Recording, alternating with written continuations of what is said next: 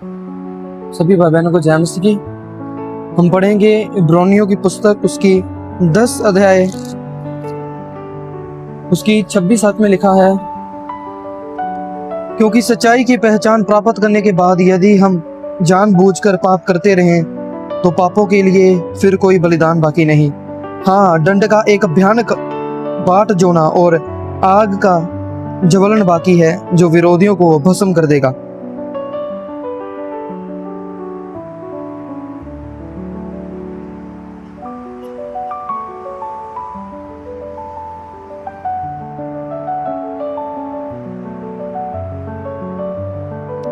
और आगे अगर मैं 29 को पढ़ूं, उसमें लिखा है, तो सोच लो कि वह कितने और भी भारी दंड के योग्य ठहरेगा जिसने परमेश्वर के पुत्र को पांवों से रौंदा और वाचा के लहू को जिसके द्वारा वह पवित्र ठहरा गया था अपवित्र जाना है और अनुग्रह के आत्मा का अपमान किया। क्योंकि हम उसे जानते हैं जिसने कहा, पलटा लेना मेरा काम है, मैं ही बदला दूंगा।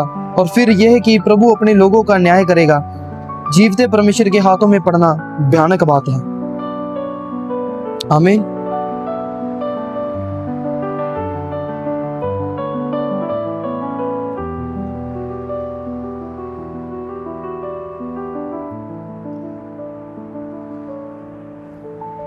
इस वचन के द्वारा मैं आपको बताना चाहूंगा, जो लोग आज सच्चाई को जान के, आज कई विश्वासी, कई ऐसा यूथ कहता है कि हाँ मैं पिता को जानता हूँ, पिता के वचन को जानता हूँ, लेकिन कई ऐसे सर्कमस्टांसेस क्रिएट होते हैं, कई ऐसा प्रयोजन शैतान के द्वारा से क्रिएट किया जाता है जिसके अंडर आते ही वो गिर जाते हैं, उनका विवेक डोलता है और वो पाप में गिरते हैं।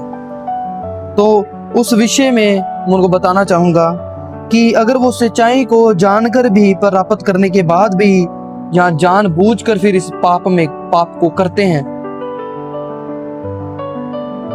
तो वो भारी दंड के योग्य ठहरेंगे। क्योंकि इस बलिदान जो पिता यीशु ने दिया है उससे बढ़कर कुछ नहीं है।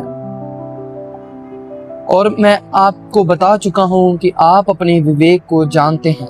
आप अपने विवेक, अगर आपका विवेक कमजोर है, पिता से बुद्धि को मांगे, पिता का वचन पढ़ें, पिता का डर रखें, क्योंकि डर पिता की बुद्धि की शुरुआत है। और आप अपने आप को जानते हैं, आप अपने आप को जानते हैं, आप अपनी कमजोरियों को जानते हैं। अगर आपकी कमजोरी व्यभिचार है तो आप व्यभिचार से भागो। आपकी कमजोरी चोरी है तो चोरी से भागो। आपकी कमजोरी अगर झूठ बोलना है, मकार ठट्टा उड़ाना है, तो उस चीज से भागो। आप अपने आप को जानते हो। अगर आप सच्चाई को जानते हुए भी, अपने विचारों को, अपनी आदतों को जानते हुए भी फिर जानबूझकर पाप करते हो, उस सर्कमस्टांसेस के द्वारा अंडर जाते हो, तो आप भारी दंड के योग्य ठहरे हो। दंड का एक भयानक बाट जोना, आग का जलना बाकी है जो विरोधियों को भस्म कर देगा। इस बलिदान से बढ़कर कुछ नहीं है जो पिता ने दे दिया हमारे लिए। उस बलिदान पर विश्वास करें और अपने आप को मसीह प्रभु यीशु मसीह में जीवित रखे इस वचन के द्वारा। और पिता आपके लिए स्वर्ग का राज्य खोले हुए आपका स्वागत करने के लिए तैयार है अंत के दिनों में, जब वो न्याय करेगा। क्योंकि पिता न्याय करेगा और पिता का न्याय का दिन